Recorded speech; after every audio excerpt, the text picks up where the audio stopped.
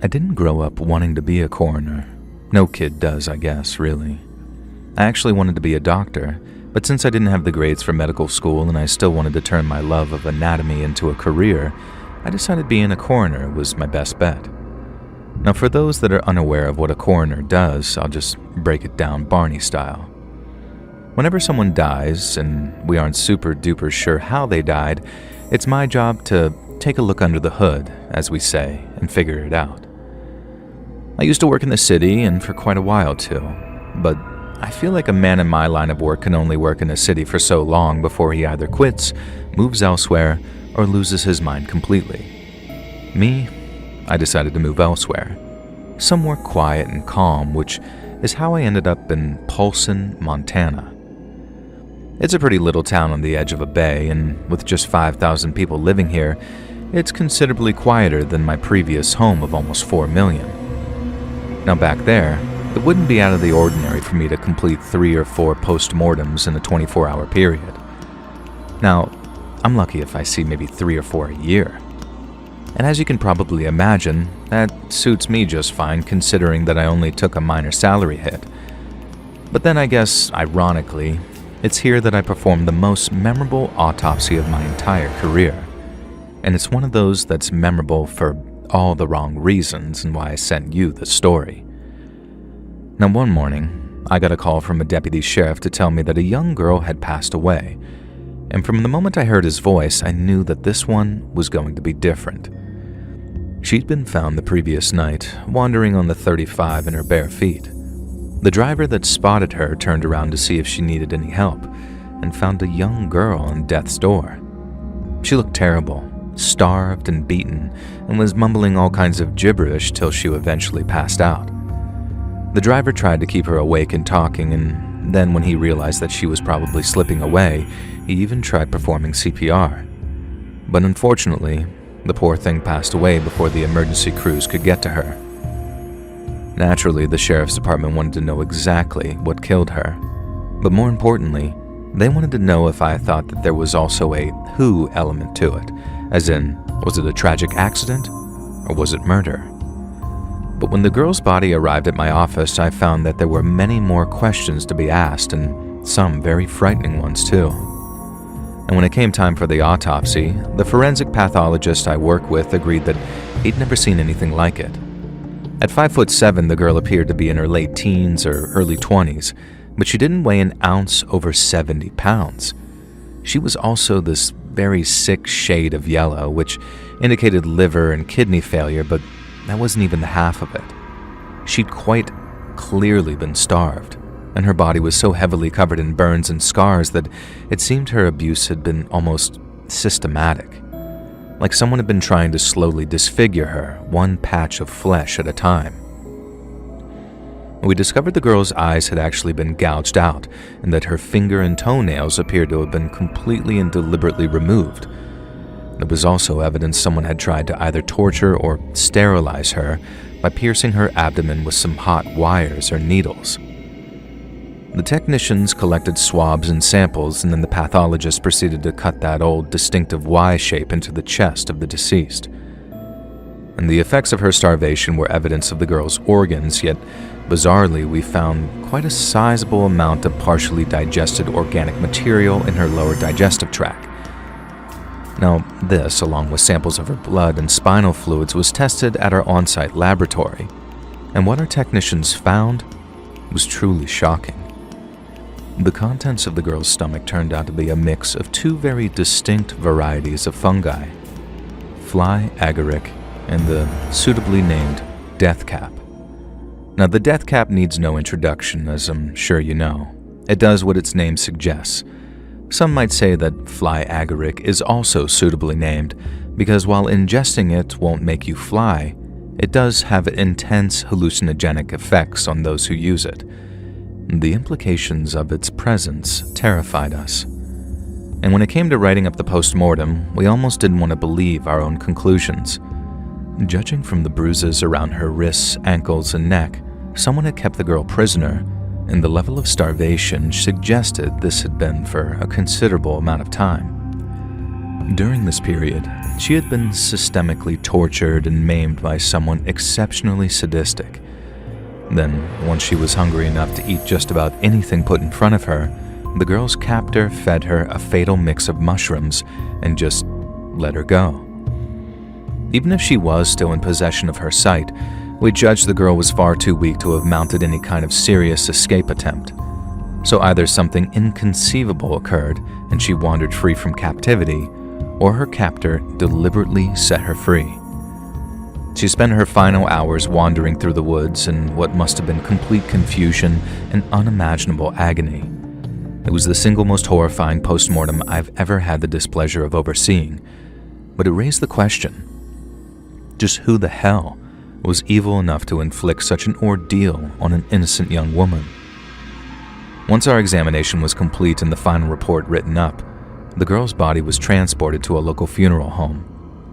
Our official conclusion was that the girl had been murdered via poisoning, and there were comorbid factors of starvation and historical physical abuse. And this led to a murder investigation being opened, but sadly, it's one that's never been closed. I've overseen many postmortems in my time as a coroner, and there have been more memorable ones that I care to count. But not one of them haunts me, and I mean truly haunts me like that poor young woman who spent her final few hours on this earth blind, terrified, and wandering around alone in the middle of nowhere.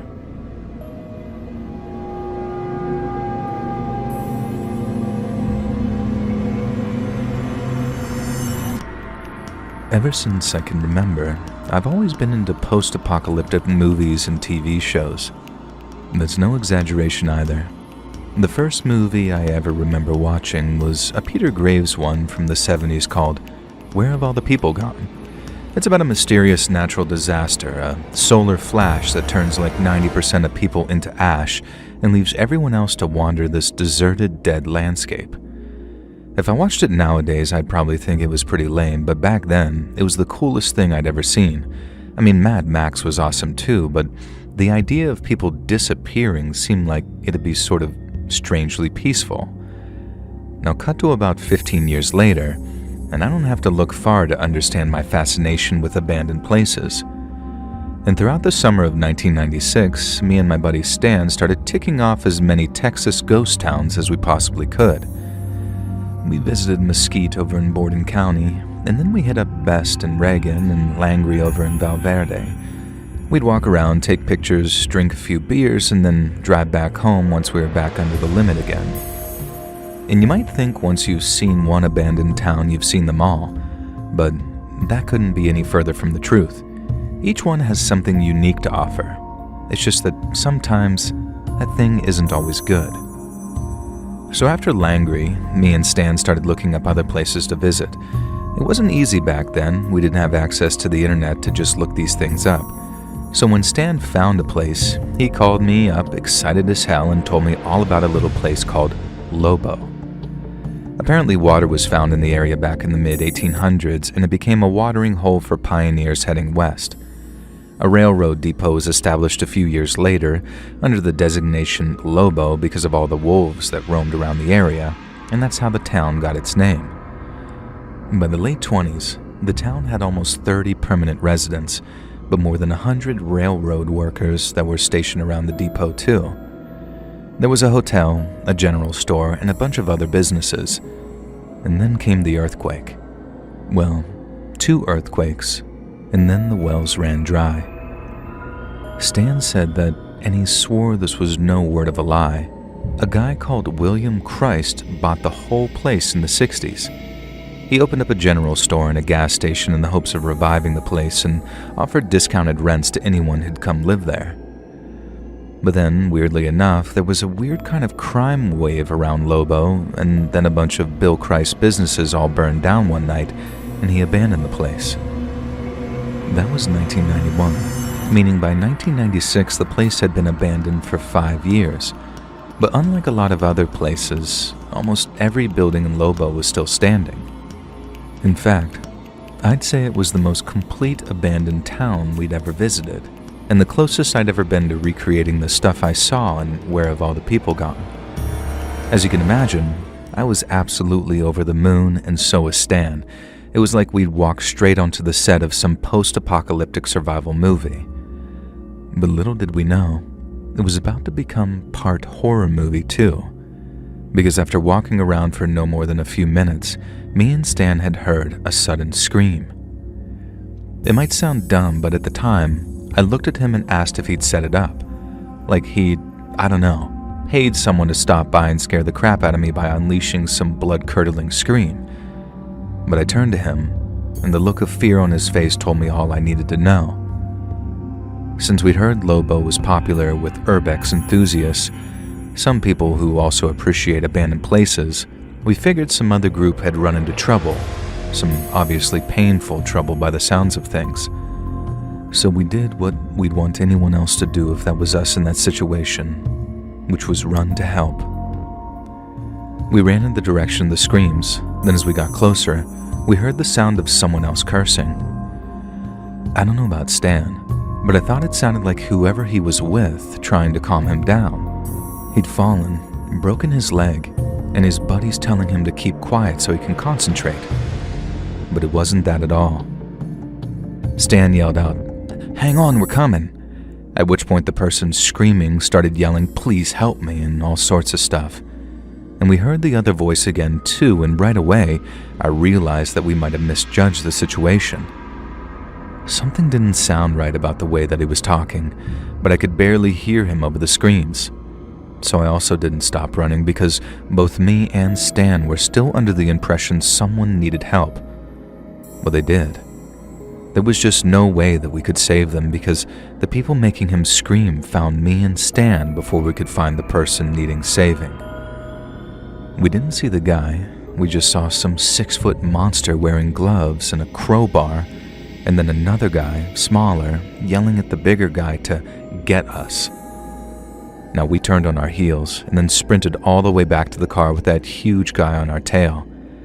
But thanks to him being such a muffin, we were able to safely outrun him, and the last time we saw him, he was in our rear view as we drove off. We called the cops from some gas station and drove with some deputy all the way back to where we'd been so he could see exactly what we were talking about. We didn't expect anyone to be there when we got back, and we were right on that. But what was left was a lot of blood. We think someone was being tortured. Maybe for information, maybe just revenge, and the people who orchestrated it were obviously some very shady people. If they were killing someone out there, they'd do it just before fleeing, right? So it had to be torture, and just writing that out gives me chills. It was the first time that we'd run into anything like that while touring some abandoned places, and while it wasn't the last, nothing ever quite compared to the insanity that happened that day in Lobo.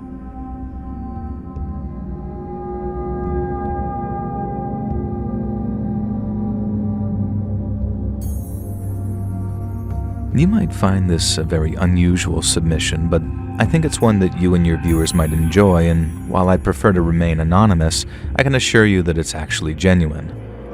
Now, without giving you my entire life story, I grew up in the United Kingdom, but my parents are Greek and Iranian. They met in London after emigrating, worked hard to make a life for themselves, and then had me. They pushed me to do well in school, consoled me when my attempts to become a footballer failed, and then were pleased as punch when I was accepted into Oxford University to study Greco-Persian history.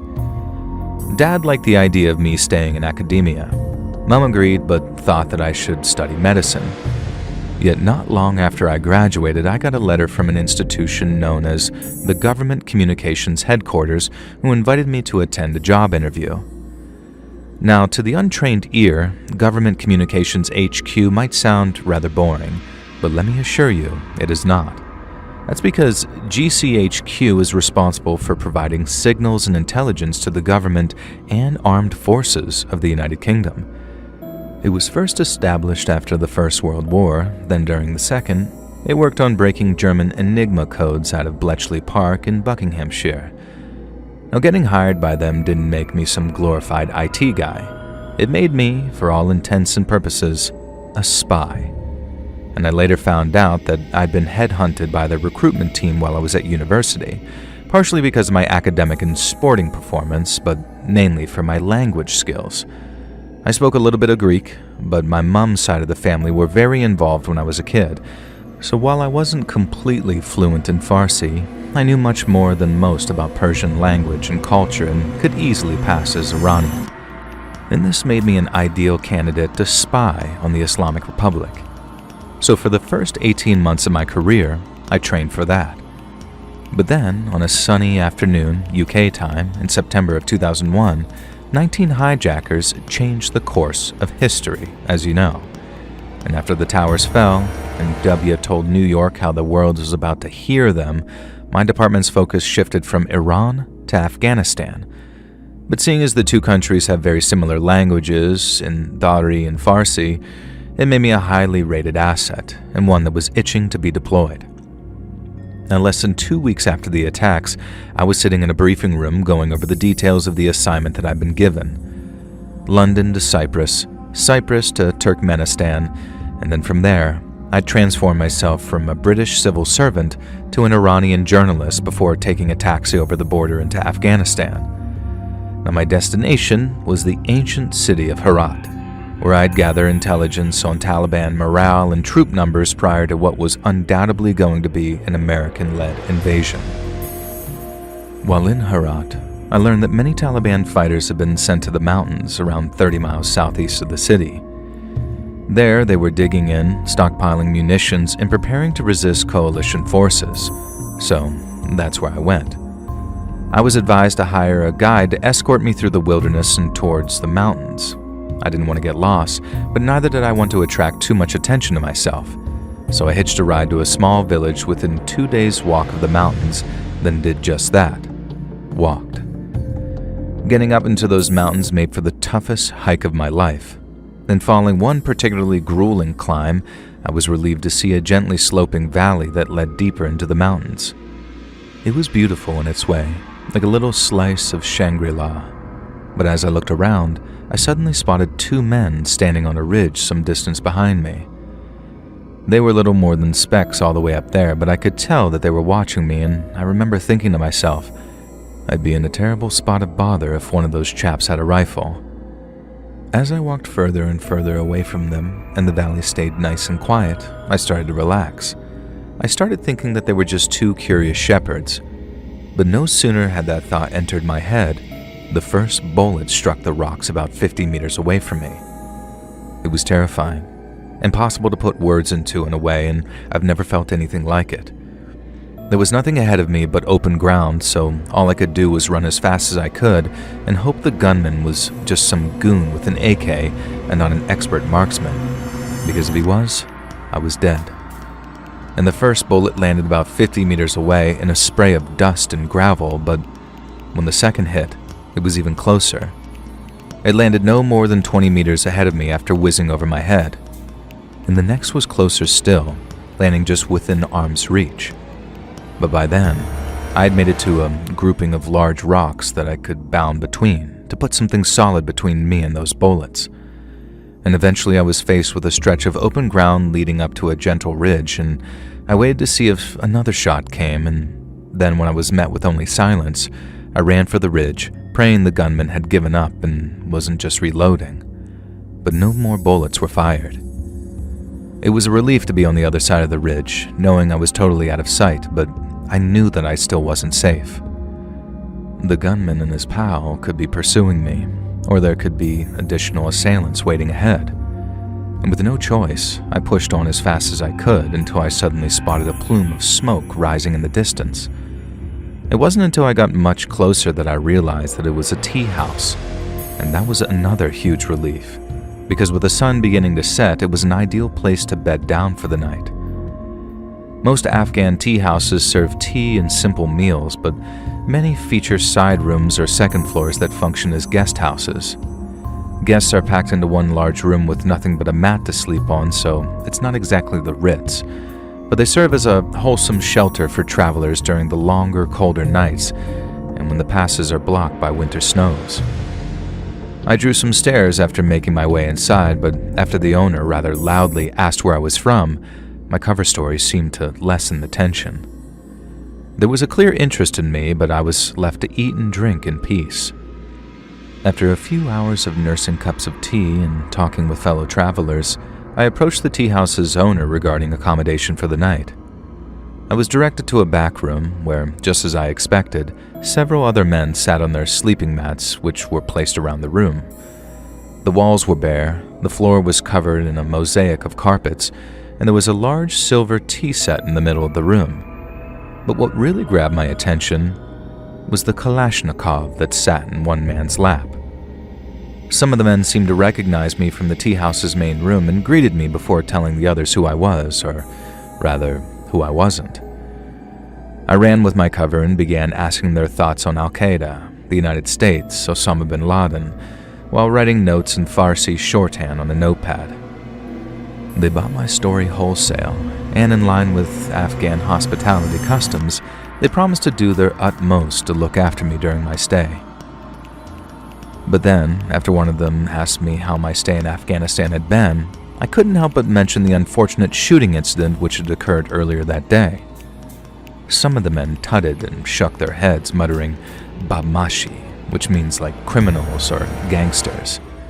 But as I described how the distant shots had come out of nowhere and I'd rushed forward into cover, I noticed the man with the gun shared a very sheepish look with another man sitting next to him. The Afghans pride themselves on being good hosts, so I initially confused the look with one of embarrassment. But when I finished my story, you can imagine my shock when the man with the rifle basically said, "Sorry, that was me."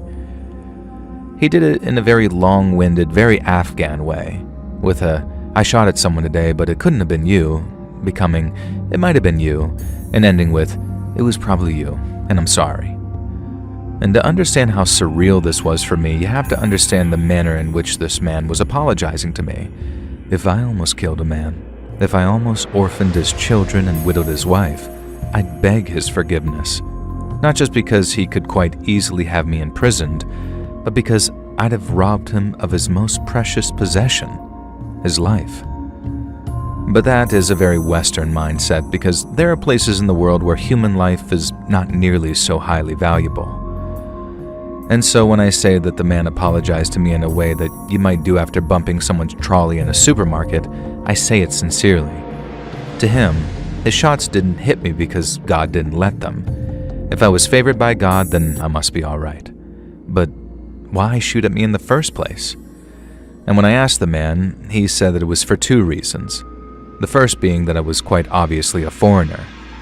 This utterly confounded me, as I'd spent months preparing and was kitted out in authentic and well-worn Afghan attire. Yet according to the gunman, he knew that I wasn't Afghan because, and these are his words, I didn't walk like it. And then since there was a good chance that I was some kind of American infiltrator, not far off, boys, the gunman decided that there was no harm in shooting at me. He says this to his companion, but his companion laughs and then says something to the effect of, "You'll never hit him at his distance, you're a terrible shot." To which he replies, "Oh yeah? Watch me." It was a bet. I was nearly shot and potentially killed over little more than a bet.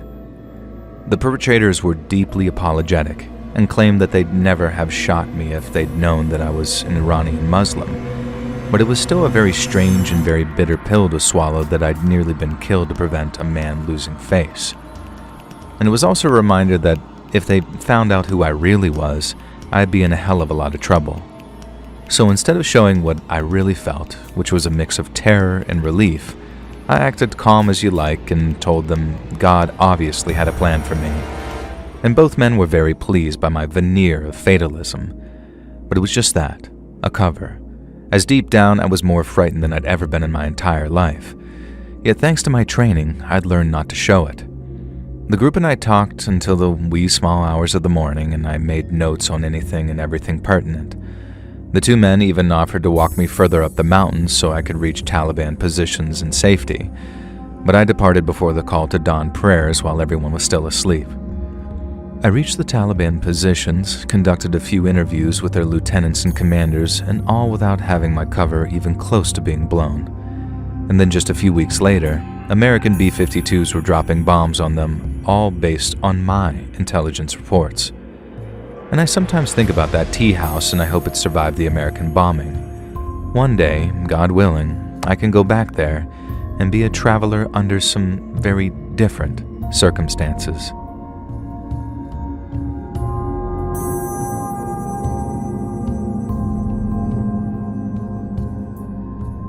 On the rare occasion that someone asks me what I do for a living, my reply always prompts the same response every single time. I say, I'm a limnologist. Then they say, what the heck is that? So, in as few words as possible, I'm a scientist, and I study freshwater, meaning anything from lakes to ponds to reservoirs, and my job is to understand how they work as ecosystems. I'll measure how deep they are, I'll check their chemical composition, as well as taking notes of what lives in them, and if applicable, how it all changes with the seasons. I guess I'm a nerd for water, but I love my job for another reason, and that's all the field work I get to do. I've always been happier outdoors than indoors, so the fieldwork side of things was a big appeal when it came time to apply for jobs. I'm a regular visitor to national parks, but sometimes my work takes me out to some very remote places that are far from the beaten track. I'm talking lakes tucked away behind miles of logging roads, or ponds that are so deep in the backcountry that there's no cell service or gas station for miles and miles around. Now, once I arrive at my site, I'll haul my equipment from my truck, the depth sounders, water samplers, and oxygen probes, and then I'll take measurements of temperature and oxygen at different depths to build what we call a profile. It can be pretty lonely work, and obviously that has its own set of downsides. But then came one day when I learned that sometimes alone is better. So on the day in question, I had been out on the lake all morning pulling up sediment cores. These are really long, heavy cylinders full of mud from the lake's bottom, and analyzing them layer by layer can tell you the story of the lake's past. It was one of those remote southwestern lakes, Lake Walker in Nevada to be exact, where the road just kind of gives up points and turns into gravel. No one goes out there unless they've got a reason, and since there are a few good reasons to be out at some muddy lake in the middle of the desert, I thought I was alone. And by the time I got the last course sealed and logged, my arms felt like they were just about ready to fall off, and with the sun starting to dip behind the tree line, it signaled the end of my day's work. I sort of trudged back up the path to where I'd parked the truck. In it was my old field rig loaded with gear, data sheets, and a cooler full of samples.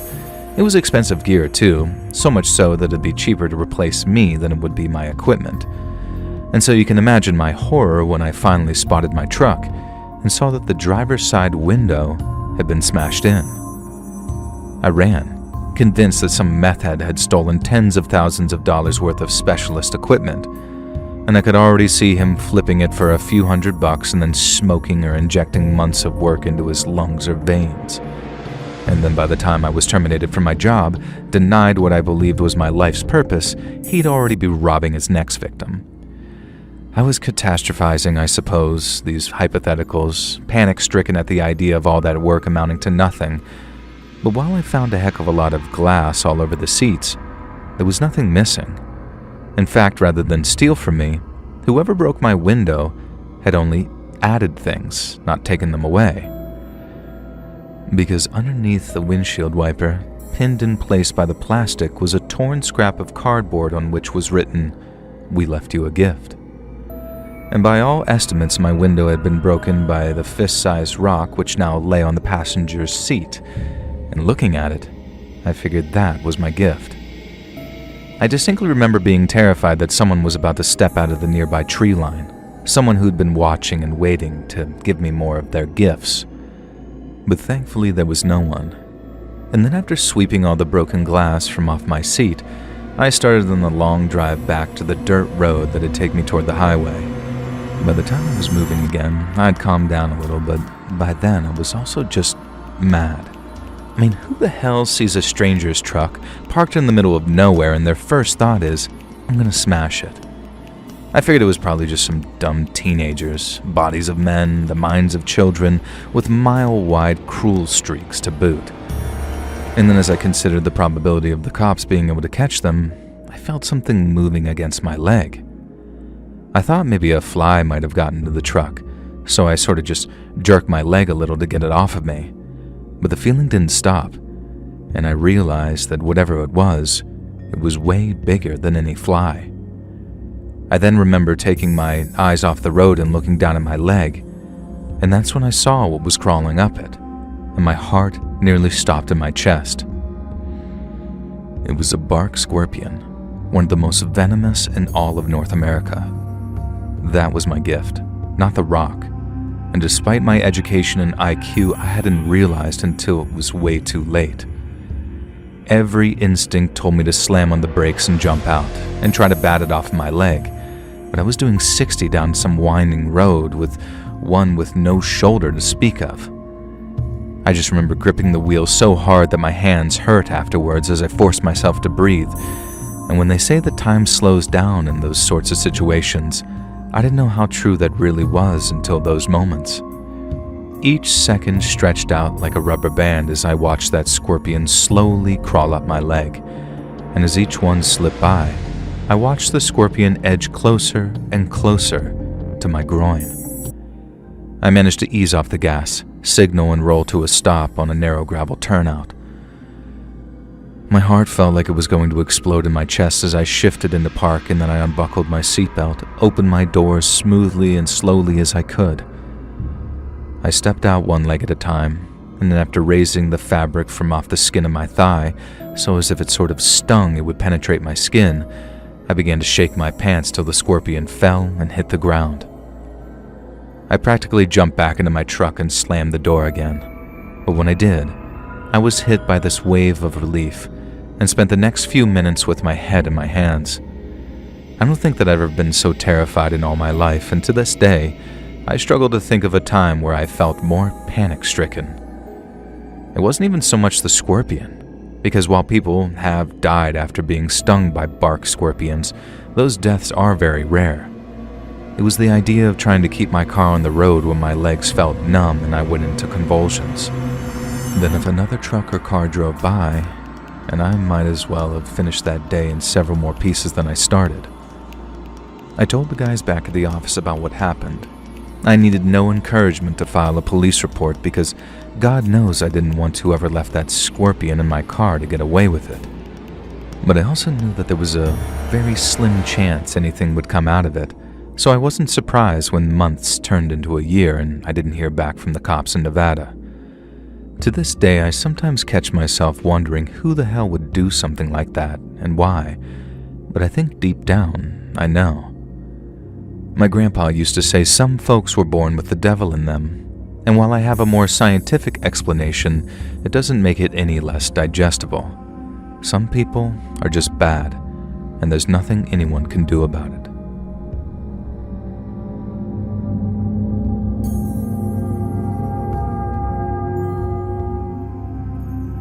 More than 20 years ago now, way back during the summer of 2002, I received some of the worst news of my entire life.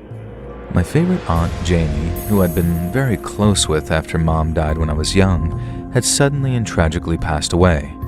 It was devastating, but perhaps even more so because it came at a very inopportune time for me. I guess no death comes as a quote-unquote good time, but Aunt Janie died as I was going through a series of bitter financial struggles. I moved across the country a few times before to pursue my dream of, I guess that's not entirely relevant, but let's just say that it wasn't going well, and I barely had 2 quarters to rub together. I couldn't afford a flight, and I really didn't want to leave my car alone for days because it had almost certainly been stolen by the time I got back. And so, not wanting to miss the funeral for fear of forever regretting it, I decided that I was going to drive almost 3,000 miles from Newark, New Jersey to my hometown of Sacramento, California. And sometimes when I look back on it, I wonder what in the world I was thinking, embarking on a 6,000-mile round trip. But at the time, it made perfect sense. I hated living in Newark so bad that I'd have done anything to get away for a while. Now, nothing against the city itself, it's not nearly as bad as some people make it out to be, but my living arrangements left much to be desired, and for multiple reasons too. I also figured that since I hadn't really seen much of the country I lived in, it was a great excuse for a road trip. Then, and this is probably the craziest part, I figured that I might buy an RV while back in California, assuming that I got some inheritance money, and I'd drive that back to Jersey instead. And like I said, I'm not really sure what I was thinking, but my idea of that road trip and the reality of it would turn out to be very different. On the third day of my journey, I'd reached the western side of Wyoming. I just stopped in a little town called Lyman for a light lunch and then planned to stop for gas in a place called Evanston before crossing over into Utah. But after maybe 45 minutes of being on the highway, I spotted a small town on the horizon, one that I was pretty sure not Evanston. And I remember slowly as I reached the town limits while thinking, well, might as well top off my tank here if possible, and I started looking around for a gas station. But then, rather than wasting time driving around in circles, I figured that I'd just ask someone for directions.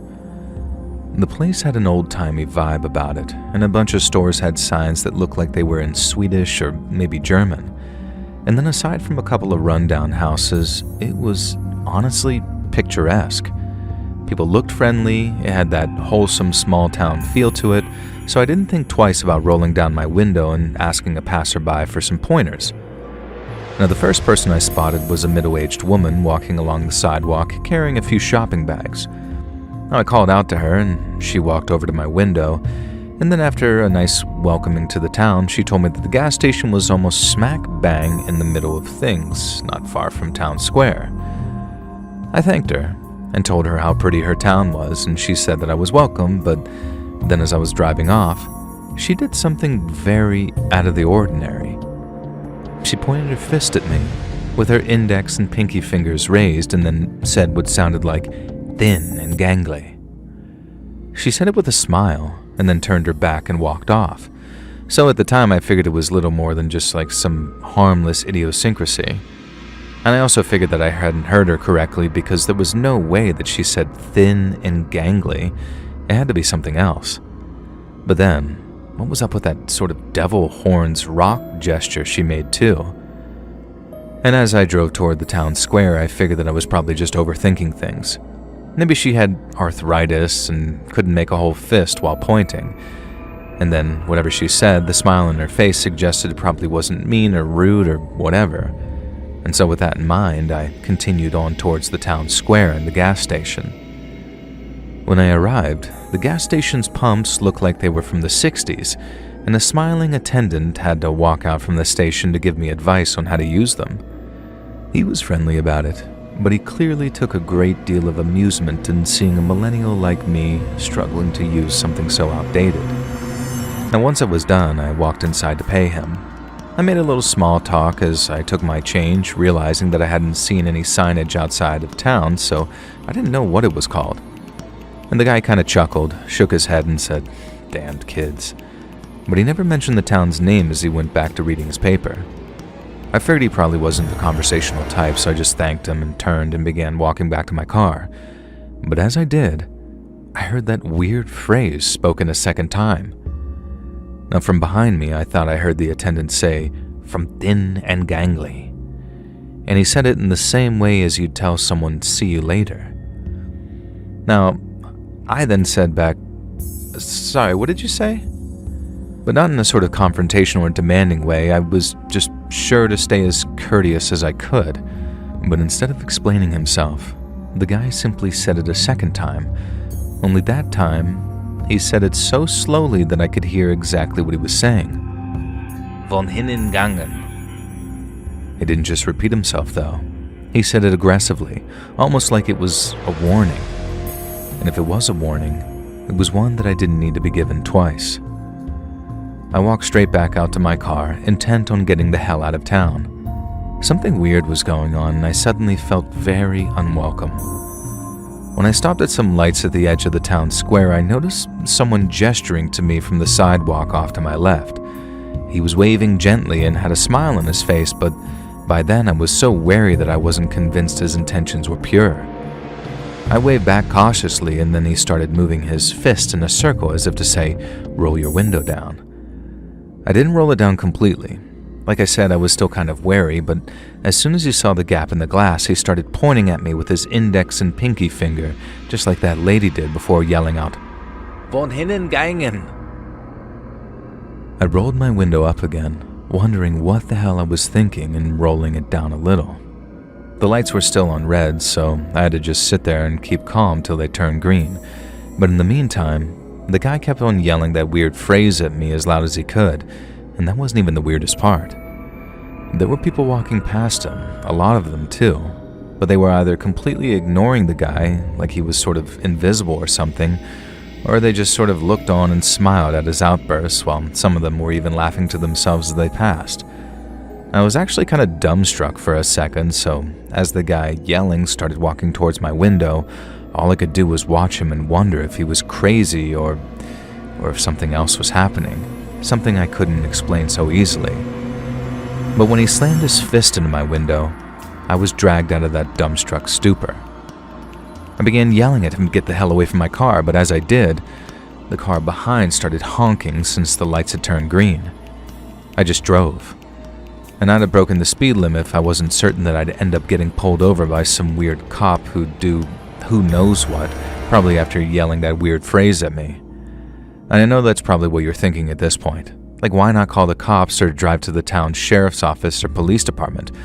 Well, to put it straight and simple, I was terrified.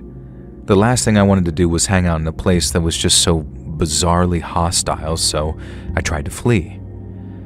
And so after I saw the light had turned green, I put my foot down, staying within the speed limit of course, and tried making my way to the town's western limits. I was still shaken by the guy attacking my car, but my escape was going well, so I was able to stay calm. But then as I was confident that I was going the right way, 2 teenage boys jumped out in front of my car so suddenly that I had to slam on the brakes. I yelled at them to get the hell out of the street, but then, I'm pretty sure you can guess what they did next. Yeah, they pointed their fists at me in that same devil horn style salute, and then they each began yelling von hinnen gangen. Not quite in unison, but very loudly. I remember screaming in frustration as I backed up and tried to drive around them, but then they moved aside and blocked me again. I yelled at them for a second time to move out of the way, but they just kept on yelling those damned words at me with these big crap-eating grins on their faces. I knew I'd have to turn around and find another way out of town. I just couldn't run those boys over either. I wanted to, don't get me wrong, but you see my point. But then as I looked behind me to check if the street was clear, I saw a third boy running at my driver's side window, and he's carrying this big old stick in his hands. I knew what he was about to do with it, so I did my best to speed up my attempts to turn around. But it was too slow, and he was too quick. But he wasn't just quick. That kid was strong too, because when he sent that stick smashing into my window, it caused the glass to actually crack in a spiderweb pattern. Now I screamed, and the boys laughed, and then honestly I didn't try to run them over, but they were forced to duck out of the way as I put my car into drive and put my foot down again. They didn't just quit it either. They chased my car, running as fast as they could until I reached the town limits, and I kept looking up into my rear view, watching them run right down the middle of the street. A couple of grown-ups were walking around, but they didn't seem to pay any attention at all to those boys as they ran screaming behind my car. I distinctly remember yelling, "What the F is wrong with this town?" as I finally hit the open highway, trying desperately to stop from breaking down completely. And I think I lasted about 5 or 6 miles tops before I pulled over to the side of the road and burst into tears. It took a while before I was calm enough to drive again, but then I got back on the highway and I realized that I wasn't where I thought I was. It took a while to actually orientate myself, but when I did, I managed to get back on the road to Evanston. When I arrived about an hour later, I stopped and checked a map to see where the sheriff or police department was. I didn't want to ask any more strangers, I didn't want to risk it. I drove to the police department, and then after arranging to talk with an officer, he led me to some kind of interview room where I told him the whole story. I actually tried to omit the little detail about them shouting weird phrases at me because I knew that that would just make me sound crazy. But even so, the way I described the town and the way its people acted towards me, it had the officer raising his eyebrows on more than one occasion. When I was done, and I was practically begging him to do something, he asked if I was okay to wait for a while because he needed to go talk to the chief.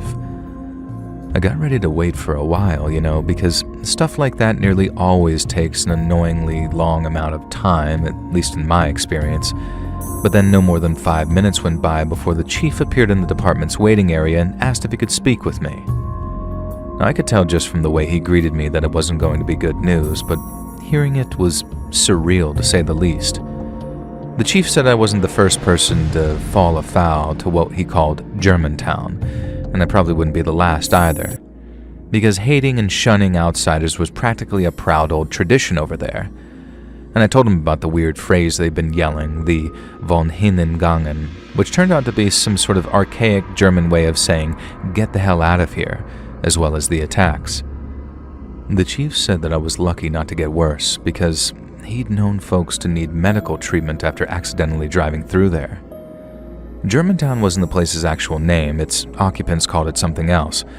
But the whole being mean to outsiders thing started way back in the 1800s, I guess, after someone brought some plague into the town. They were already super old school religious and had a lot of superstitions, so after that it became tradition to just sort of shoo away outsiders. I asked if it had happened before, and worse too. Why hadn't anything been done about it? I thought the answer would be a complicated one, but it wasn't, because all it boiled down to was a small town banding together and putting up a wall of silence. The most the county had ever been able to pin on anyone was a disorderly conduct charge, because local law enforcement essentially refused to do anything about crimes perpetrated on outsiders. I could try to gather evidence for litigation, but without witnesses, there wasn't a case. And so according to the police chief there, the best thing that I could do for myself was to get in my car, keep on driving to wherever I was going, and just try to forget it ever happened. Now anything else would only bring on more trouble. And I couldn't believe what I was hearing.